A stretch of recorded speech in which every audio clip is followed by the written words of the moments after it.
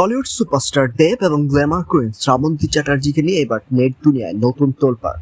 হঠাৎ করেই কেন তাদের নিয়ে শুরু হলো এই তুমুল চর্চা? এর পেছনে আসল রহস্যটা কি? পর্দায় দেব শ্রাবন্তীর কেমিস্ট্রি মানেই সুপারহিট, কিন্তু সম্প্রতি তাদের কিছু ছবি আর ভিডিও সোশ্যাল মিডিয়া আসার পর থেকেই শুরু হয়েছে নানামুখী গুঞ্জন। চটকদার কিছু ফেসবুক পেজ আর ইউটিউব থাম্বনেল দাবি করা হচ্ছে তাদের পর্দার পেছনের সমীকরণ নাকি অন্যদিকে মোড় দিচ্ছে। এমনকি এ নিয়ে নাকি টালিপাড়ার ভেতরেও ফিসফাস শুরু হয়ে গেছে। কিন্তু তিলকে তাল বানানোর আগে একটু ভাবুন, সত্যিটা হলো দেব এবং শ্রাবন্তী দুজনেই দীর্ঘদিনের খুব ভালো বন্ধু এবং পেশাদার সহকর্মী।